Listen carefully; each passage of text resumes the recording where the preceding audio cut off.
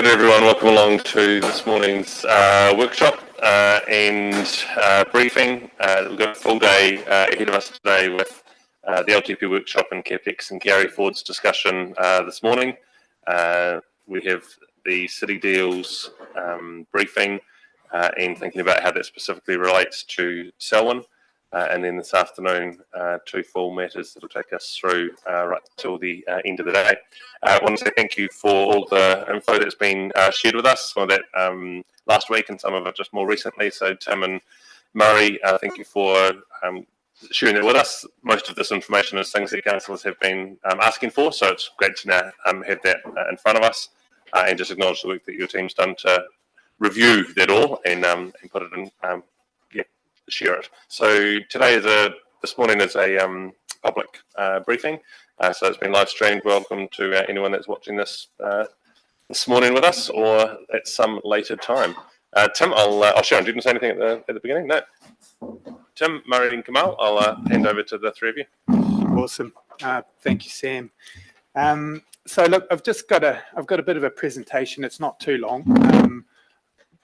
But I thought I'd just start by outlining the intent of the workshop and a little bit around the process that we've gone through over the last few weeks.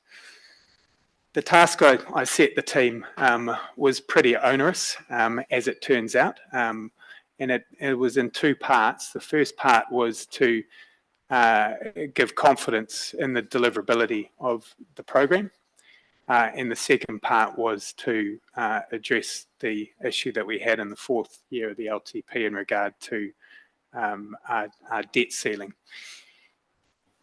And I guess what was interesting when we got into the task, in order to answer that question, we realised that we needed a hell of a lot of detail and understanding around the work program that we just didn't have, if I'm being perfectly honest. So there's been an immense amount of work that's gone in over the last few weeks by the team, and I'll take this opportunity just to thank them for the work that they've done, because to be fair, it couldn't have come at the worst possible time. But it was work that absolutely had to be done so we could put our hand on our heart and say that we fully understood our program. So some of the tasks that we've gone through over the last few weeks is to identify our carry forward projects and the full list of projects, and we've tidied that up, understood who was responsible for those projects and when we were going to complete those projects. The carry forward discussion is really interesting. I'm going to talk a little bit more about that later on in the presentation. We've applied a criteria to the carry forward to help us understand the importance of the carry forward and the priority that we should be doing those projects. Most importantly, as it turned out, was carry forward projects that are already committed. But again, I'll touch on that a little bit later on. The asset management team and the capital works team have come together and worked collaboratively over the last few weeks to forensically go through every line of the program and every project in that LTP program. They've reviewed the project briefs, and for the first time, I think we collectively agree on the deliverability, when we're going to deliver these projects.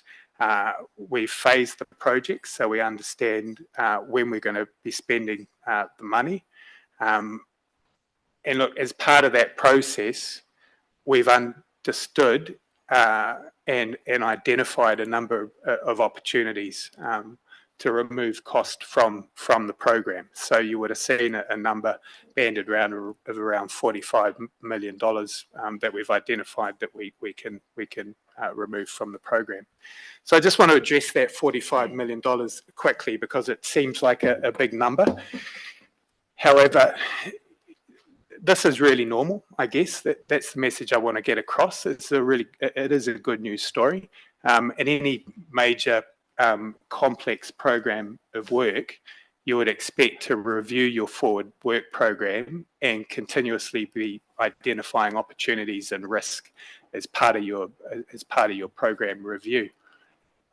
This is I guess the first time that we've done that, and the reason for that is it's really the first time we've had a level of detail and collective understanding around what we're delivering, where we've been able to actually do that. So don't be deterred by the 45 million. The other point I want to make is that 45 million obviously isn't projects that are being removed from the program.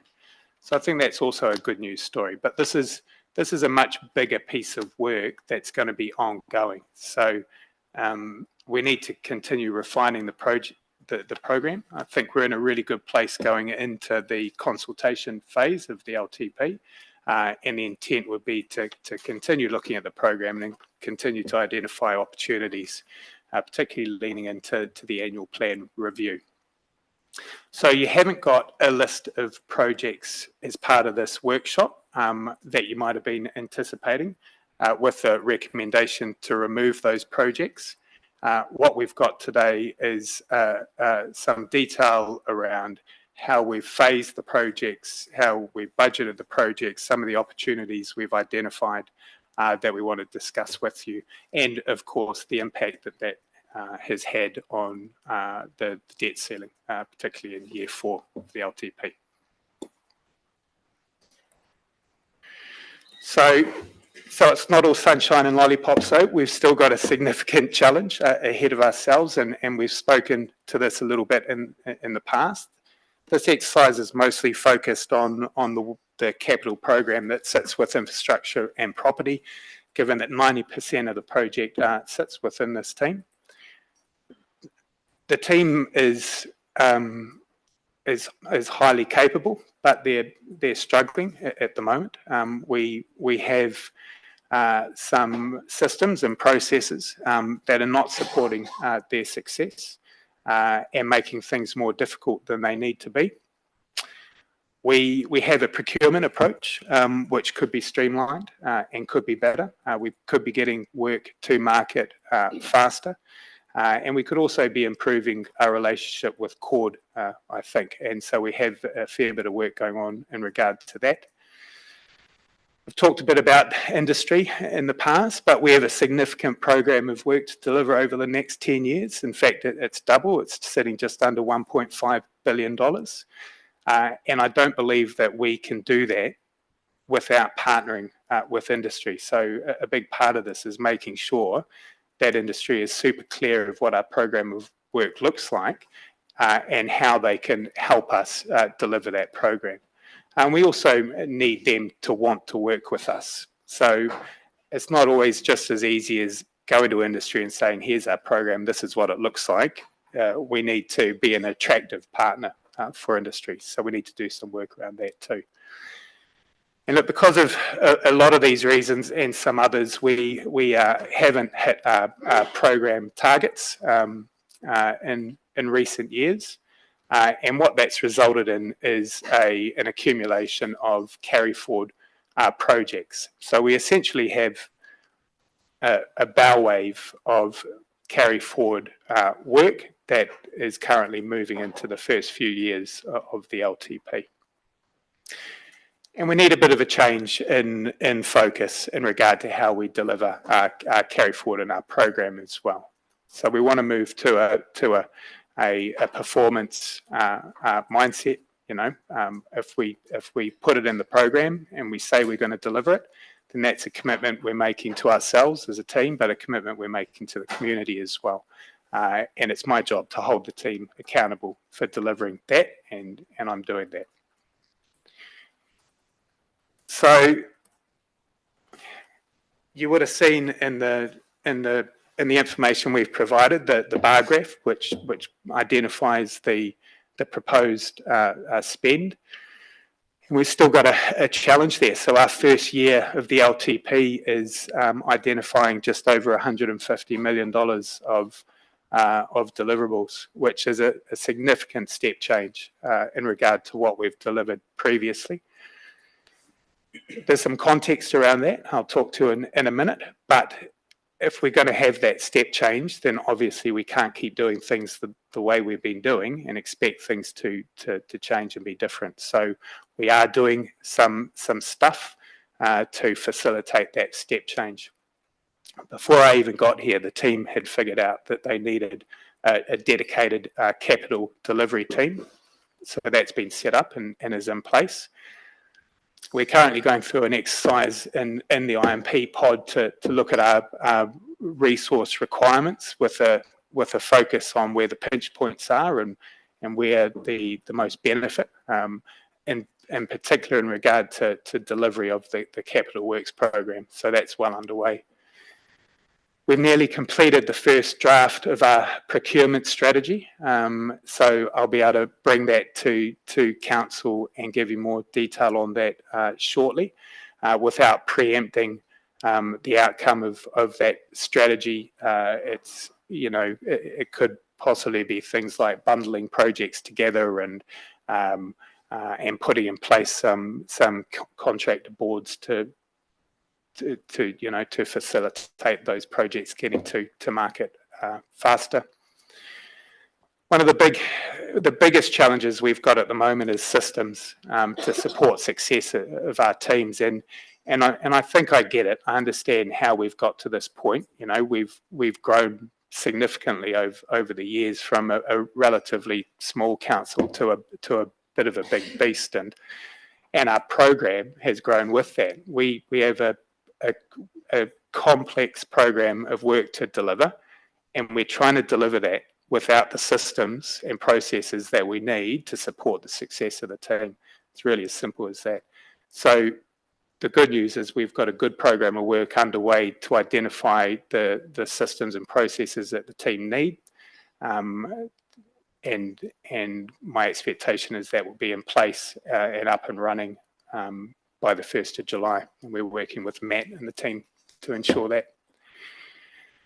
There's a piece here around upskilling as well. So we're in the process of putting together a development strategy.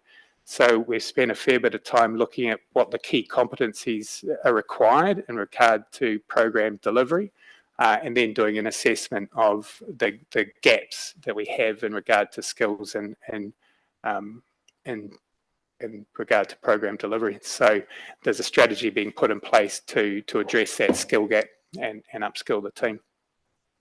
And then when you pull all those levers and you understand all of that in detail, then we need to engage with industry and make sure that they're really clear around what our program of work looks like, and how they can support us.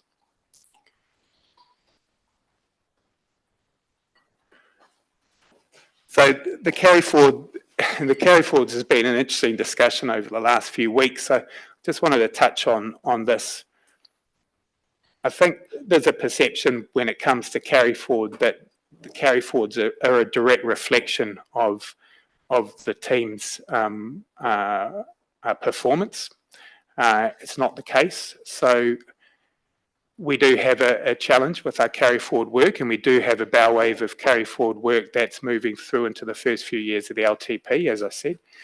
But a carry forward is really defined as any project or cost that's transferring from one financial year to the next. Many of our major projects are phased across that period of time. So a lot of this work is already underway. There's not a list of projects sitting in the carry forward total that is just rolling from one year to the next, because they're not a priority. So I think when we started this exercise, we thought there might be a bunch of projects that we could bring to this council and say, hey, these projects clearly aren't a priority. We haven't started them. We should identify them and get them out of the program. That's not the case. What we've got is a bow wave of carry forward work. Most of it is underway, and we just need to get on with it, get it done, and then mitigate the carry forwards going forward from there.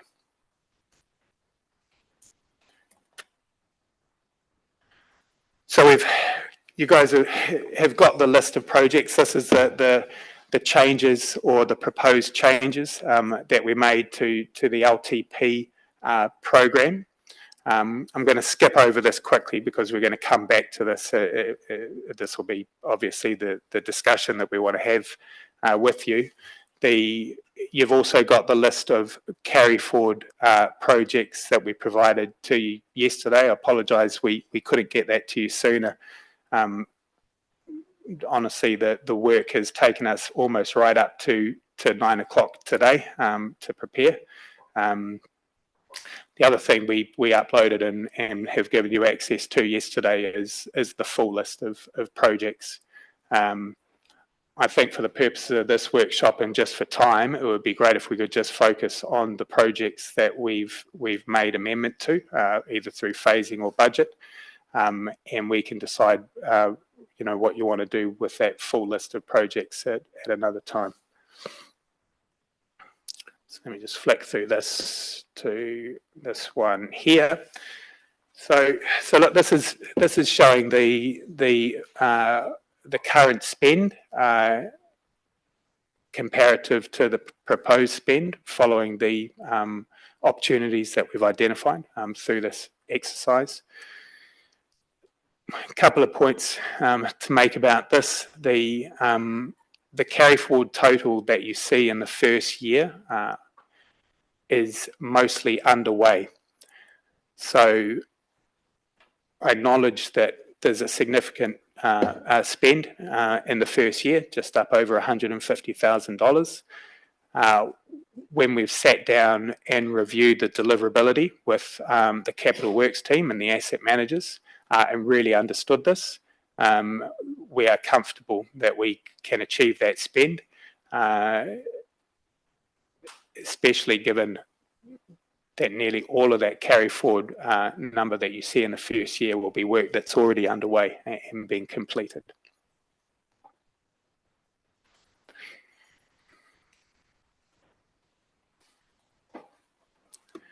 So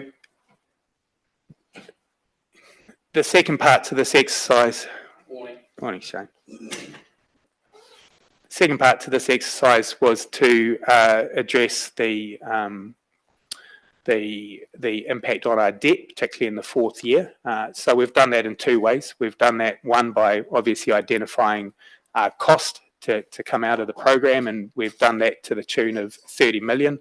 I would just say that the carry forward total is not reflected currently in this graph. The reason for that is there's a little bit more of a challenge in getting that information into our financial systems. So potentially there's some more opportunity here once we understand that a little bit better. So we have, as you can see, addressed the debt ceiling in year 4. And the second part to that is we've obviously understood the phasing of the work and when we're going to be spending that.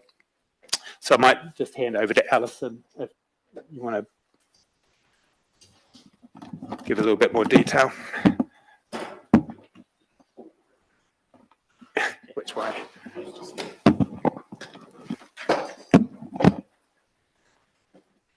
Thanks, Tim. So there's, as Tim sort of talked to, there's two graphs on screen there. The first one, on the one on the right-hand side, is the one that was presented back in March. So the only line that is changed is the grey one, which is the net borrowing. So allowing for the fact that we've taken that 28 million out of the programme, you can now see on the graph on the left that we've actually got that headroom between what our debt ceiling is and what our actual projected debt that we're going to go into. What it doesn't include, as Tim alluded to, is the carryover number. So that will reduce that further. What it is just worth noting is this will not have any impact on our actual rates because it is loan-funded projects that we're looking at here. As Tim also alluded to, we've not put the carry forward in because that's at project level and it will take some time. But if anything, that's actually a good news story because we'd expect that debt level to reduce a little bit further as well. It's still quite a high number, but what we do have is a little bit of headroom now, which we didn't have previously, and we're not also breaching our Treasury policy. Year 4, on the one on the right, it was sitting at 223%. So now we've got that gap between the two.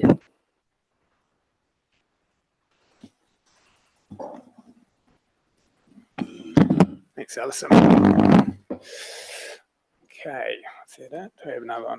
So just to wrap up, just a few key messages. So again, the intent of this exercise was to look at the deliverability of the program and the affordability. We have identified a number of efficiencies and cost savings without, at this point, removing projects from the program. We have reduced our debt ceiling to affordable levels. However, as Alison's just pointed out, there isn't a significant impact on rates, given the capital works as debt funded and DC funded. We've got a number of strategies in place to lift the capability of our delivery and our delivery performance. But this is just the start of a much bigger piece of work, I think. But as I said at the start, we understand our program better than we ever have. We've reviewed our budgets. We know when we're going to spend the money. And I think we're in a really good place leading into the consultation phase. And there will be an opportunity, obviously, to review the projects that sit in our program through that period and leading into the next annual review. Yes, so thanks, Sam. I'll pass back to you. Thanks, Tim and team for sharing that, Sharon. Yeah, I just want to say thanks to Tim and the team. Tim, you've come in as new executive director and you've got in under the bonnet of our business really fast, given that you only came late January, and I thank you for that.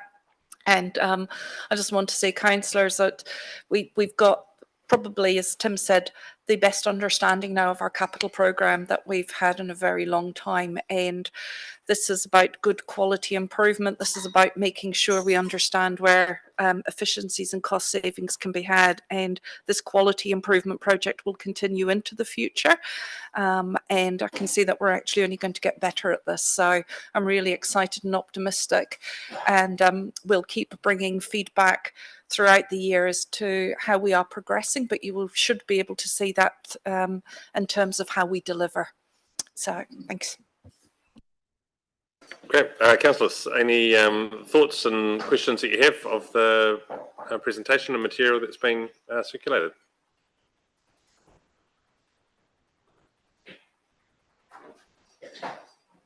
Sophie, is that you on? No, my microphone's just starting up. Elizabeth. Hi. Obviously, people can go on, and this is a public meeting, so they can see the meeting today. But constituents have been asking for a bit more background and information on this kind of stuff. Are we able to send them any physical, visual information through via email or something like that? What would you like to see, Elizabeth? Like a list of projects, or what kind of level of detail are you looking for? I'd have to go back to them, but I think, yes, a list of projects, but also the cost saving, because the fact that we go over that debt ceiling level in year 4 has been something that's been recurring in the discussion. So I think they would like to see that we've addressed that. So, Elizabeth, could I make a suggestion that, because this is recorded and there will be a link that for those community members who do have access, it would be really useful for them to be able to watch this online if they've got the ability to do that. And we can look at having some of the PowerPoint slides available so that people can have a look at those too. We'll wait for Deborah. You're on now. Oh, okay, thank you. Look, apologies for lateness. I do appreciate all the work that the staff have actually done and gone through with regards to an analysis of where we're sitting. I just have a couple of questions. One is more to do with if we're actually undertaking a project, and I'm going to use the Hoskins Road, West Melton Cycleway as an example. It is subject to submission, but it's also been subject to a lot of questions from the community who have driven past and actually seen a lot of entranceways that have been sealed. wondering how it's been costed and who's paying for it. My understanding was that this was to be funded under central government, under our Three Waters funding package, but it got pulled with regards to the funding not following through. I understand there may be some of planning that had started this particular project. I guess from a governance perspective, how do you intend to report those projects to us as a governance board where something may have started, something may have interrupted that project, and therefore the funding transfers from a part-funded project, and it could involve a DC that's returned or government fund to funding, whatever, and the ratepayers having to pick up that externality cost with regards to that project. So from a governance perspective, I want to understand how projects like that are going to be reported to us, because that is going to have an impact on how we actually fund our rates for that particular year, and may have an impact on our carry forwards with regards to the fact that we've started this project. We can't do it this year because we've maxed out our budget, and then we have to go on and try and fit it into next year. I just want some clarity around the reporting back to us, because that will actually tip the seesaw balance, shall we say, of the rating structure that we've collected. So that's just one example that I have chosen because I know that it's a controversial one. And when the part B of that is, we may have drawn up a design for some of these projects. We may have even started a strategy for some of these projects. When we realise that we don't have the budget capability to deliver on these projects, do we intend to actually have a policy around that we will report to the governors and they will make the decision as to whether it will be pulled, or how are we going to actually do that process of reporting back to us? That's my first question. Okay. Sharon, I'll just get Sharon to answer a couple of things here. Yeah. Sorry, Tim, jumping in. Deborah, I think what you're describing is a large part of what our delegations are. Yeah. And that's really important. And, we've spoken openly about the fact that we need to have our delegations thoroughly reviewed, and we will be bringing a paper forward around the delegations and what those look like. And secondly, in terms of how we're reporting performance, one of the pieces of work that is being worked on by Matt and Alison and the team is what our performance reporting looks like through to finance and performance. And we know that there's some opportunities there to make sure that we get our reporting absolutely correct. So really it falls into two categories. It's the delegations, and it's how we're reporting our performance through to finance and performance. And in terms that will not necessarily require details to every project that is on our list, because part of the delegations is if it's approved at annual plan or long-term plan, unless there is a significant financial change, then we should be reporting the significant financial change, and we should be doing that through our performance reports through to finance and performance. Do you have a time frame of when we can, as a Board of Governors, view our delegations and policy manuals? Yep, so we have, so Steve Gibbling has got the project, and he's already got some work underway about identifying how we can shift or change the delegations and make sure that they're fit for purpose. So I would like to think that hopefully in the next 3 months we'll be able to bring delegations forward. Thank you for that reply. The next question is, I guess it's a sort of like an insight, and sorry if it's crossing over into management, but with regards to the carry forwards, we have under the old system, we had a code, then we had a description of the project, and then we had how much money was attributed to that, right? My concern, I guess, is around the coding versus the description, and where the description is very, very vague, it's not helpful, right, to actually be able to attribute it to a certain project. And I'm just trying to find out is how do we get around the fact that we get clarity with regards to the coding, we get clarity around where that project's attributed to, so it has some meaning that it's attributed to a particular project and not just sitting there. And when you did your analysis, was this included in the savings of the 14.76 million in the carry forward funding? So it's probably a question for Alison to answer. Actually, Sorry, okay. sorry, Deborah, I'm going to jump Okay. in. Thank you for posing lots of lovely questions for me this morning. You're right, it is a very much a management operational conversation. Tim touched on it. One of the things that the team has found as they've worked through this is that it's actually been quite a challenging job because of the very descriptors that have been used in the past.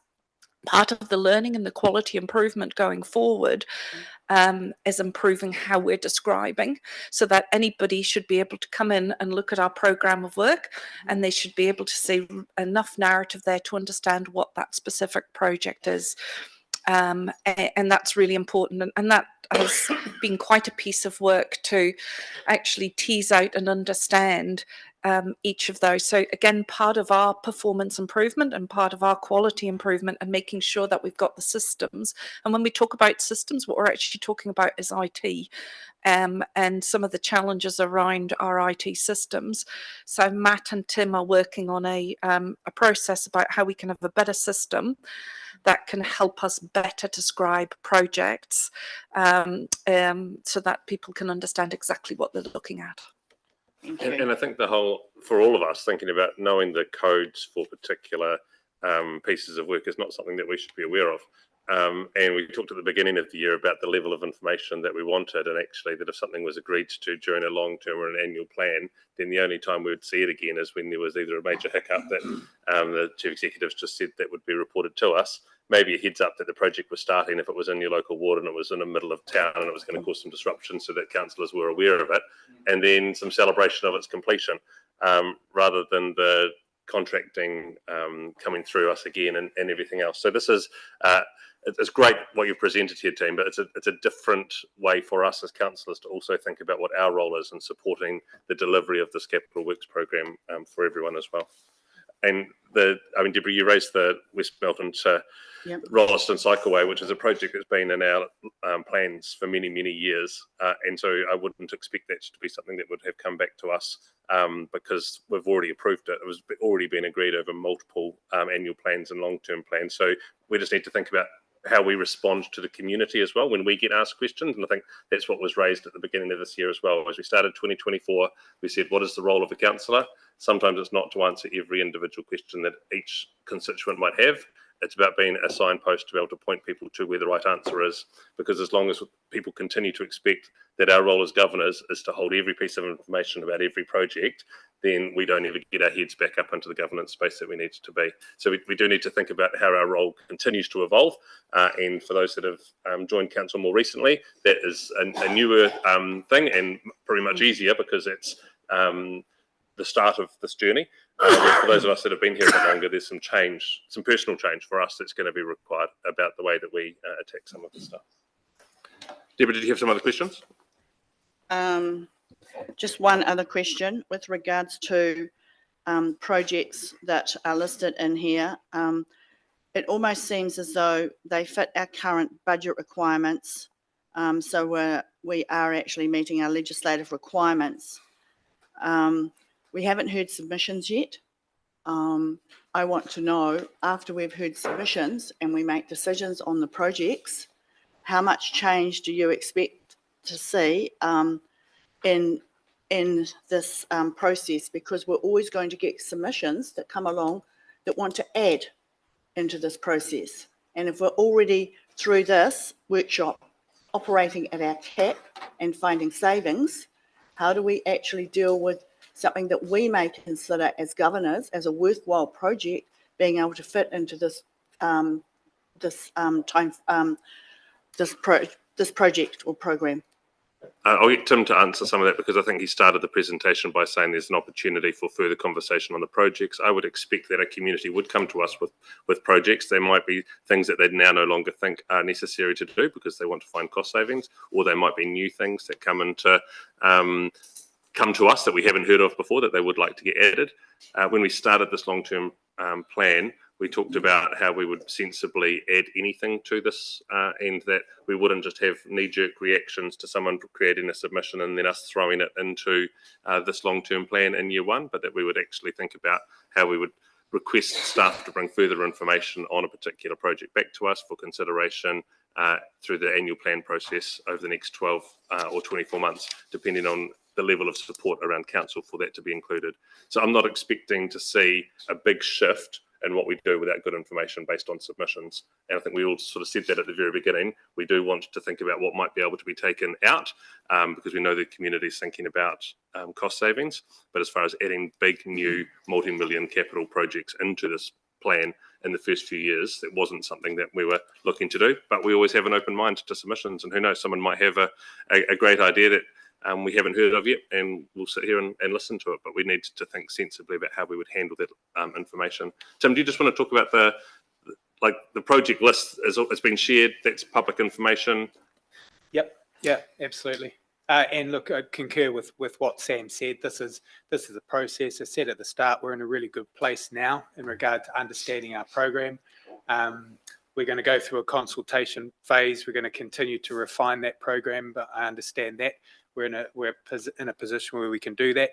Obviously, we can't just keep adding projects to the program. A big part of this task was deliverability, and we need to be able to deliver this program, and it'll be my job to tell you when that gets to a point where I believe that it's not deliverable. At the moment it is, but we obviously can't just keep adding projects. We're adding projects, we've got to be taking projects away. So we're in a place now where I can provide that, and the team can provide that feedback to you throughout this consultation process. And probably something else for us to think about those changes is that we can't think that we'll go through this consultation, hearings and deliberations and make decisions that look completely different in year one than what the team already thinks year one is, because otherwise we can't start any project on the 1st of July and have things working through the first 3 months of the next financial year, because we won't have any contracts in place to deliver, which will then put pressure at the back end of the year to deliver the annual plan. So the team has already made decisions, I'm guessing, I'm hoping, thinking about what next year looks like based on council's decisions at the last long-term plan and over the last 2 annual plans since then, to make sure that we can deliver our capital works over the next 12 months. Lydia. I feel like what Deborah was trying to say about the West Mountain Cycleway is the fact is, like, as the councillor in that area, I was aware that it was parked due to loss of central funding. And that was the last I knew of it. And then the project starts and my community is asking me, well, what's going on here? And I've got no idea. And so to us, that looks like, to me, that looks like a reallocation of $1 million of funding. And so that's where the concern was, is that should that have come back to us? Should we have been aware of that? I didn't know that these projects are happening in the community. And so and you talk about us not having all the answers, and that's fine. But it's also good to be able to answer to our community when these projects are going on. And, I think if it's a reallocation of $1 million, well, what hasn't been done for that? So, it strikes alarm bells for us, is that maybe if there was some communication around it, that we wouldn't have that in the first place. And we would be able to actually go to our community and give them a bit more clarity and transparency around what we're doing. But that's not what my question is. I wanted to talk about the impact on rates. And so if we're saving $30 million straight off the bat now, why do we not see any significant impact on the rates? And, this is also for the people that might be listening today so that they can actually understand that. And if $30 million doesn't affect our rates, how much do we actually have to save out of our CapEx project to change anything? Lydia, I'll answer the rates question first. So most of these projects are or were loan funded. So that where it impacts the rates is the debt servicing cost. So it depends on when we are paying back that component and how that would impact. So whilst I'm saying there's no impact in rates, the impact is marginal. We haven't run that full calculation yet because we've still got the carry forward numbers to address as well. It is a long process. So there may be a marginal impact, but not a material one. Hopefully that answers your question. So it doesn't actually cover our debt. That's my point on the debt servicing component. So you pay interest on the debt. The interest actually flows through into the general rate, but it's marginal at best. It's not a huge amount of money because these loans are over a long period of time. I've got 3 questions just to give a heads up. First of all, Tim, thanks for your presentation and thanks for the work that the team's done. It's nice to know that we've got a good view of what's happening under the bonnet, as Sharon says, and with all the projects, effectively giving us a really good state of the nation, which is awesome to know. Have the confidence that you're over that. This is something new. And I don't think, Sam, you're quite right in terms of I'd like to challenge your thinking on terms of what comes back to this table in relation to that. We haven't seen that in the past. And there are a few areas where we're talking about dashboard style feedback that come back to the governance board. I think this is another thing that should be in a dashboard format when it comes back here. You know, a simple dashboard. Nothing about what Tim's done, but just some reassurance for us as governors that in fact we're not sliding back to some old ways. Sure, that would. So, Yeah, and again, that reference back to what I said about the finance and performance and how we bring our performance to that table. And it isn't just about finance, it's about our performance across the organisation. So I think we've showed examples of the kind of dashboards that we want to move to in terms of finance, and we're looking for similar across different aspects of our business. So question 1B, so this is still my first question, is as you say, that should be across all of our things that we've had in the past, so we no longer have this blindsiding effect. We have dashboards for all that sort of expenditure. No. Okay, that's a comment. Second thing is, I think I can save you a few $1 million. I don't know if you're interested in that. I don't think we should be looking at any of our facilities, our community facilities, because we know there's another project going on at the moment by someone else's team about looking at all those projects, all those facilities, and bring them all back here to make a decision as to what community facilities we are going to maintain, which ones we're going to be enhancing, and that sort of thing. So having it in the long-term plan when there is another report coming back later on in the year is probably heading in 2 different directions at the same time. So that's my second question. I don't know what's the answer to that. I'll chirp in and answer that. There's 2 parts. Is that some of the facilities need pieces of work done, and if we take the money out now and say a report comes back that says actually we need to keep that, and then there's no funding, so it's actually better to keep the funding in and remove the funding at a later date. And again, that's part of the process of bringing reports back. So yeah, I understand that, but let's have that open conversation as opposed to it's in the long-term plan, therefore we're spending the money on this particular hall, when that particular hall might be something that we, as a longer-term plan, we're going to be divesting or whatever we're going to be doing with it. And I think those conversations need to be had together. And I've been talking about this for a while.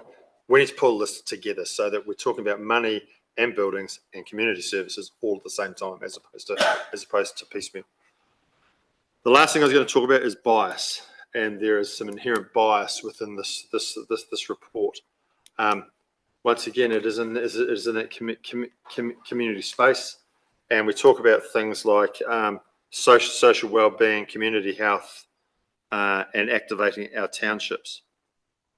Yet every single time it talks about growth of demand, it talks about sports facilities. There is nothing in here about the arts that I could see at all. when are we going to stop having this conversation? The arts, this is not all about sports. We are not the Selwyn District Council Sports Council.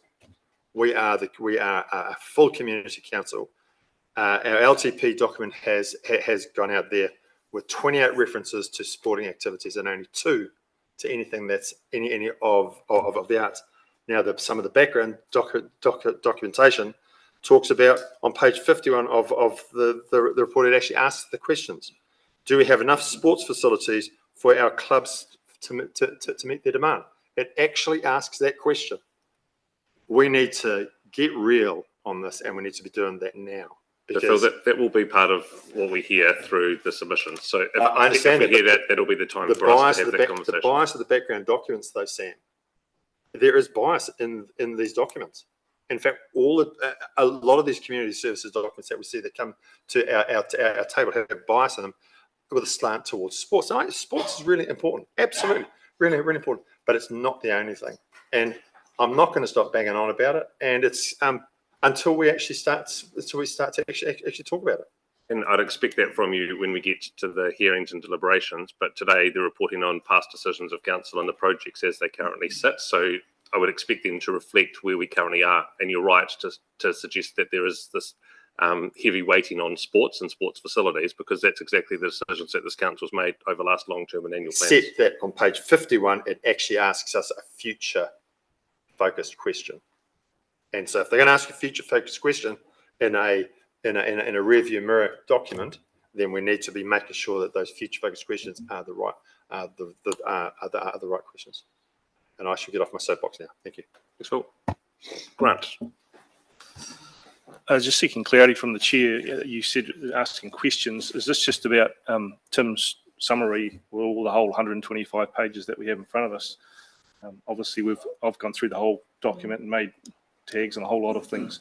So what is the purpose of this little piece here we're doing now? So today is a briefing. This question and answer session. You're welcome to answer. So this is it, full open slather. Yeah, sure. Go right to the document. That can take some time. Cheapest. Let's start high level. Acronyms. There's still a whole lot of acronyms in there which don't mean JS to me.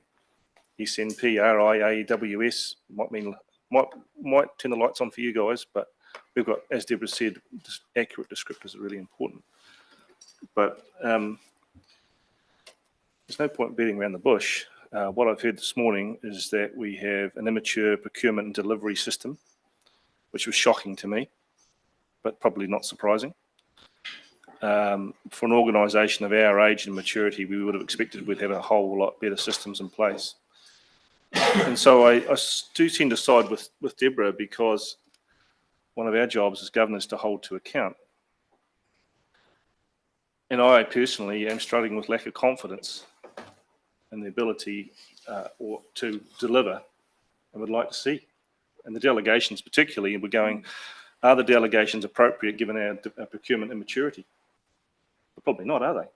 If we're at a low level of maturity around our procurement and delivery, if I had absolute confidence that the project I approve here can be delivered on time, on budget, in appropriate time frame to appropriate standard, I'd go, sure, delegate away.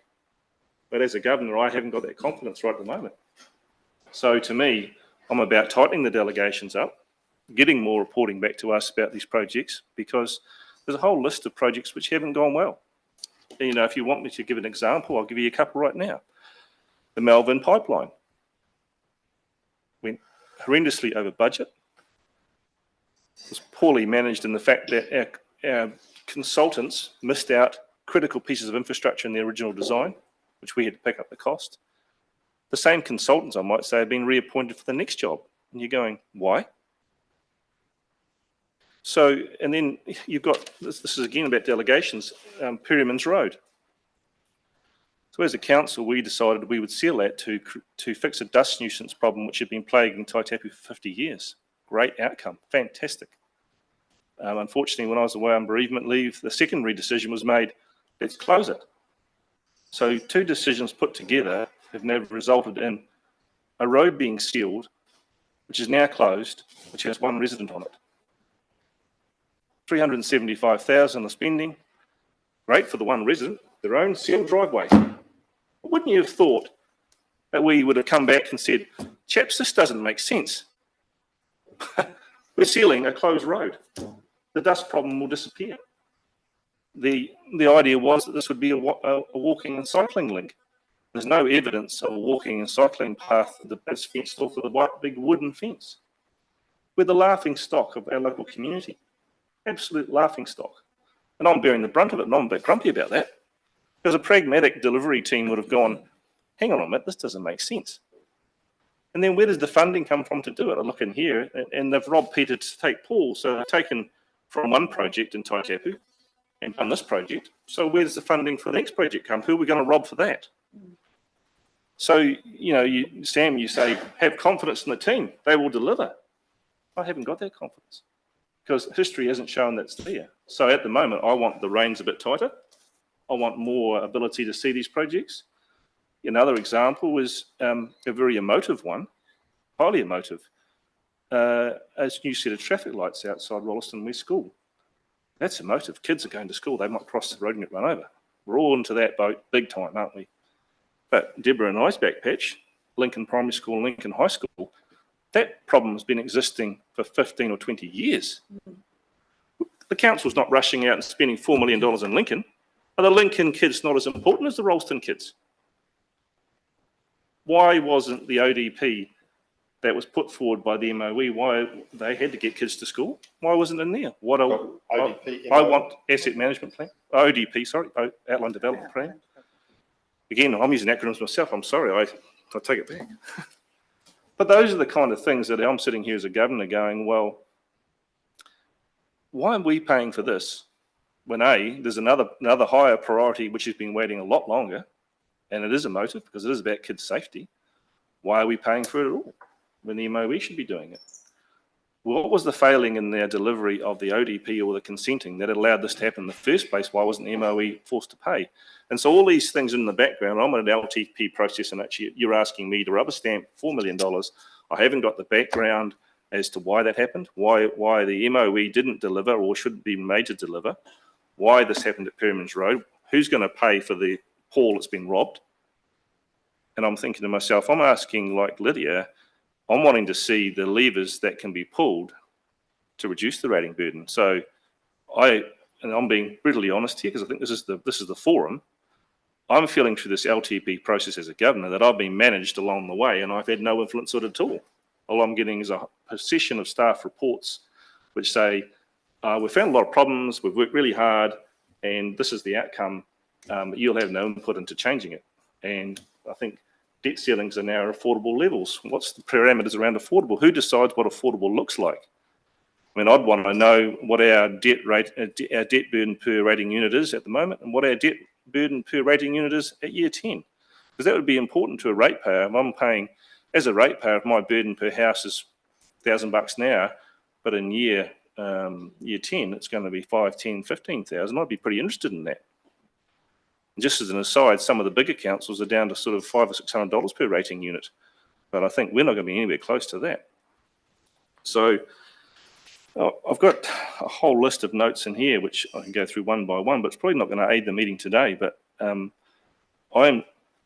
signalling that what I'm looking for in the LTP process out of this is specific items with measurable reductions in rates as options as for governors that we will say, if I pull that lever, for instance, if I decline the economic development strategy of $9 million over the 10-year period, what effect does that have on our rates take or rating burden to our things? Does it reduce it 1%, 2%? What are the levers that I can pull as a governor to make our rating burden more affordable, I should say? So I will stop there because I've had a good rant and I will save some more ranting for later.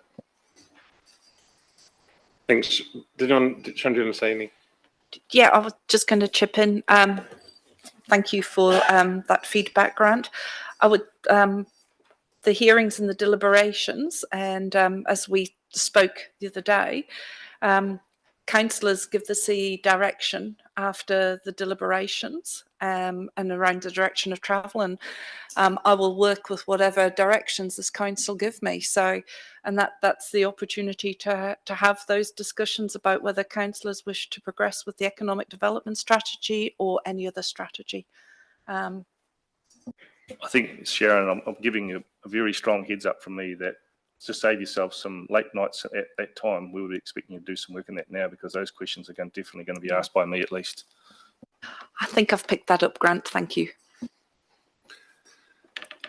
Thanks. And Grant, you raised around the governance level of detail and decision making and the delegations to staff. And that's really about the culture of our organisation and the trust that there is within the organisation.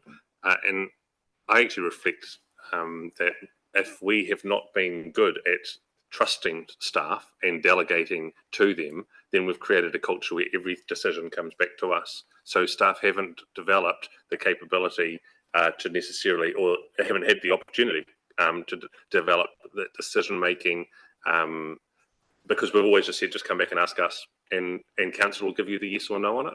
So if we're going to think about how we can mature ourselves as an organisation, then we have to be able to step back and say, okay, that really shouldn't have been our decision to make.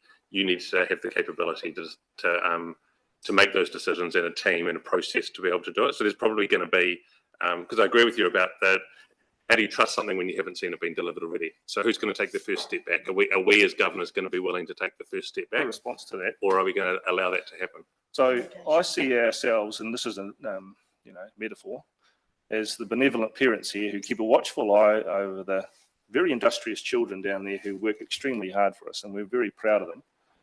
But when your kids get a driving license, you don't hand them the keys to your Ferrari on day one. You give them a nice Toyota Corolla, and you see how they drive that. If they go all right in that, you move them up to the next level. And so I'd say it's progression of trust or letting go of the delegations. And I think that's where we're at.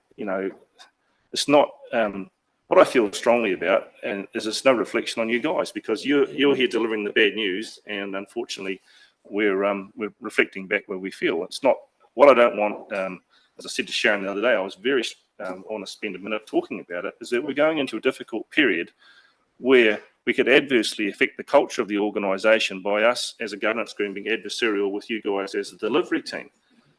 How we manage to maintain a level of bonhomie and comradeship, or whatever you want to call it, during a very difficult time is something that Sharon and the team and we will have to actively work on and recognise, because we're going to be coming at you from a ratepayer's perspective. Well, we want significant rate reductions, which means level of service questions and delivery of capital project questions. And obviously from your team, so you're obviously saying, well, you can't get more juice out of a stone, and we've worked really hard, and you guys are unreasonable. So somewhere in the middle we'll meet, won't we? But I don't want to destroy culture along the way. But we have to be aware that this is where this process is going, is that as a group here, we're probably going to challenge a fair bit. Well, I hope we do. You're using the royal we here.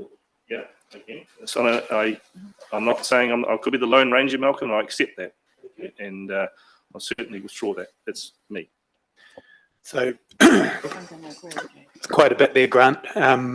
I think I'll just touch on, your last comment around camaraderie. I think we just make a choice to do that as governors and staff. Personally, I think it's as simple as that. Look, I'm not suggesting through this presentation that we've solved any of our problems. In fact, I've really just identified the problems and tried to give you some insight into what we're doing to try and address those.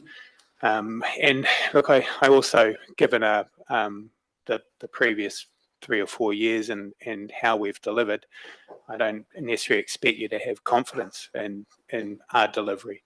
All I can do is identify with my team what it is that we're trying to do to improve our delivery performance, and then make sure that there's a platform for us to report on the progress of that as often as we can, so you do build confidence in what we're trying to do here.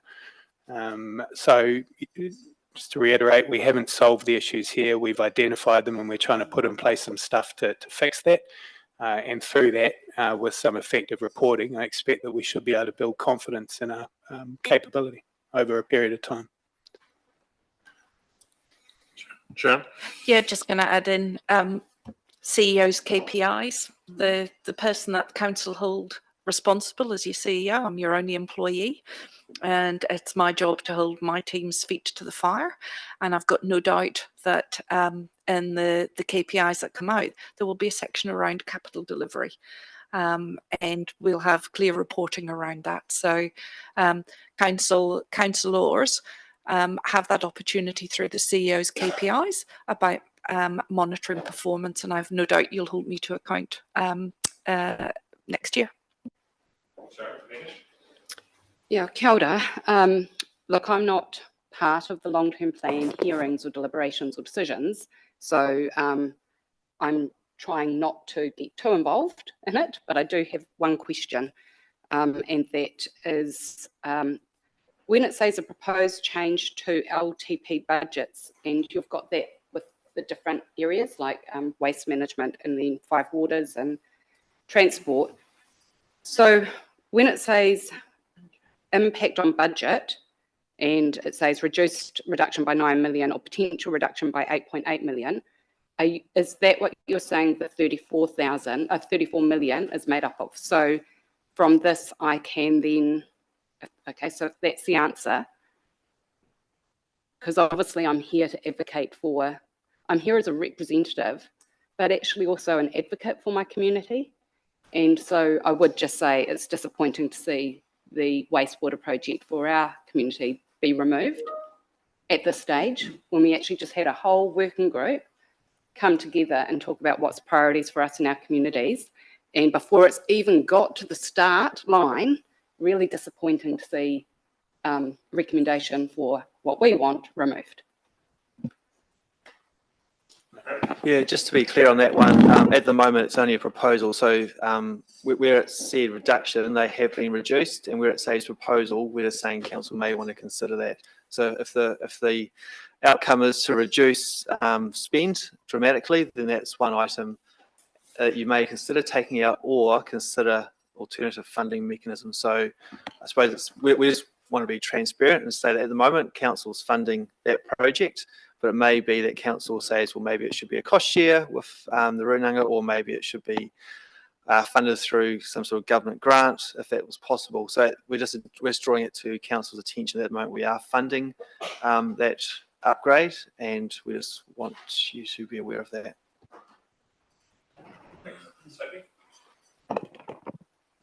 Yeah, thank you very much.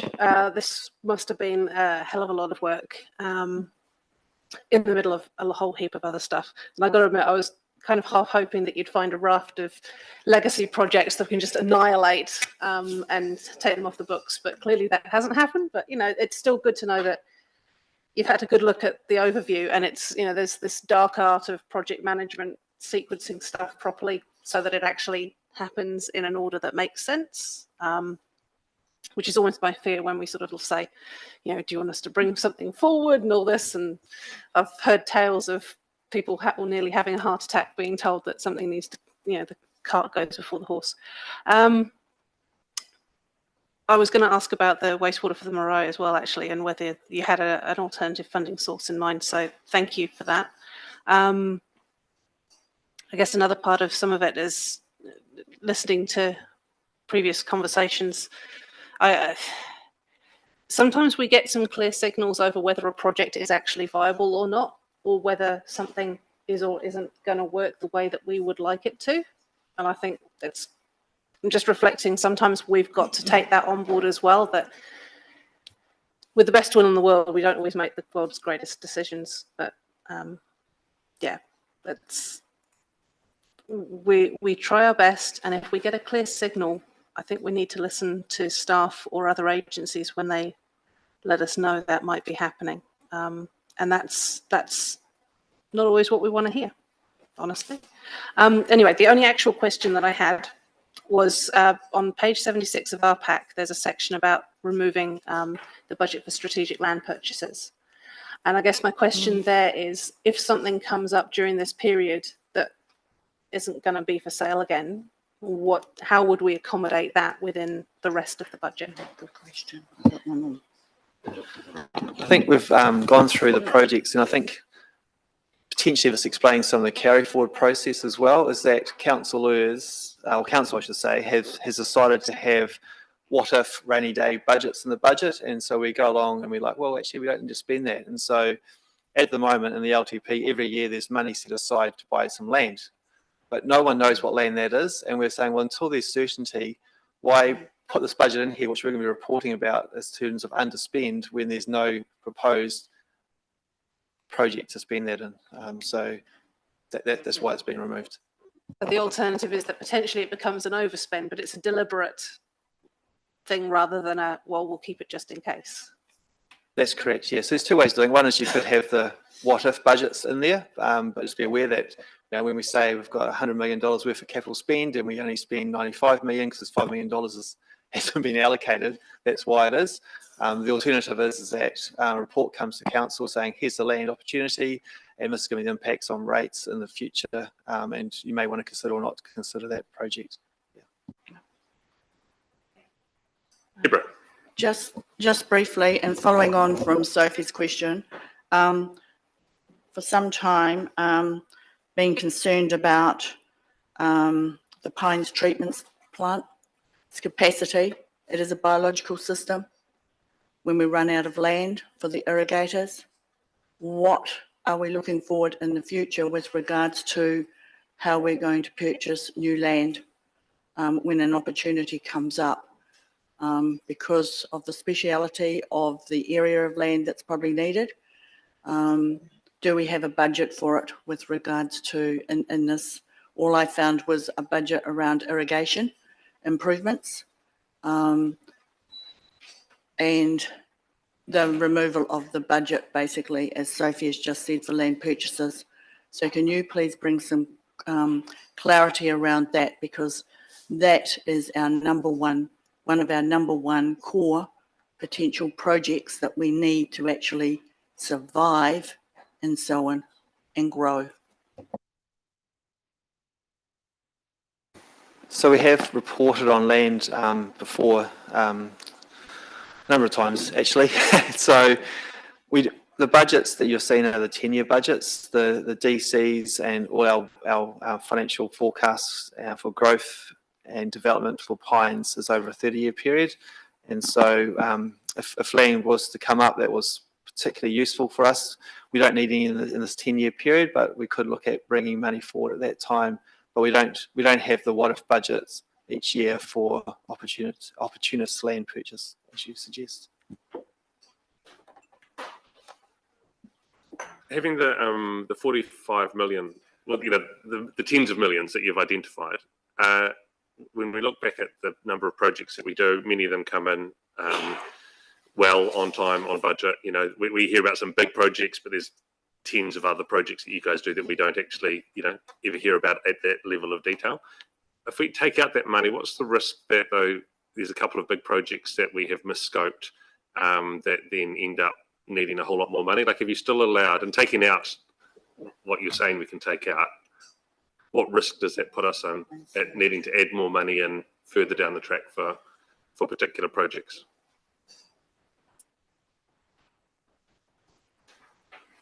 The Melbourne pipeline was raised before, something of that sort of scale, and we need to add tens of millions into something. How does that affect this budget?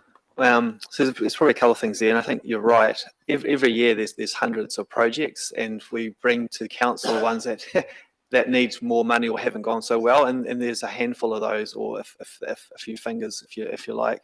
So there are hundreds that have gone well, but we don't report on those so well. So we need to celebrate that a bit better, I think. In terms of the LT budget, there's about $28 million that we've pulled out, and that's through a range of different things. So one of the ones is fluoridation. Council made a decision to remove fluoridation as we moved from the activity management plans and the infrastructure strategy. But there was a button clicked in the finance system, which meant that was still being recorded as a cost. So, and these are inflated numbers, but there was sort of $9 million or so allocated to a project which we weren't planning on doing, which was still in the system. So that was something that we have found to remove. And so there's a number of things like that. One of the ones, wastewater capital works, I'm just looking at the screen in front of me, so they're all wastewater and water type projects, but there's $1 million removed, but that's been moved out to year 11. So it's still seen in the infrastructure strategy. It's still being funded through the DC calculation, because that's over a 30-year period, but you don't see that now in that 10-year period. So once you start removing all those sort of things, and it's over a 10-year period, the number gets quite small per year, and then per asset discipline, and then per project, although it sounds like a big number at the start, once you start to work it through, it's not material. One of the things in a number of the sheets there, it talks about being DC eligible and a percentage applied to it. I'm taking from the numbers there, those are the gross numbers, not the net after DC has been applied to the number. So it would be for our decision-making process, say it's a $7.5 million project, and we're thinking, oh, that's expensive. But actually, you've got 30% funding from DC's, the actual net, is about 5 or 4.5. And so it'd be quite helpful to know what the net number of actually impacting our rating system is. The second question, I suppose it's been raised, and I was a bit surprised to see that the Ngāti Mohi project in there. It's 400,000 per house. And, you're talking about potentially a retreat community, much the same boat as the Upper Selwyn Huts. And man, are we talking about ripping a Band-Aid off here if we start doing, approving this, when we've got another community in the same boat.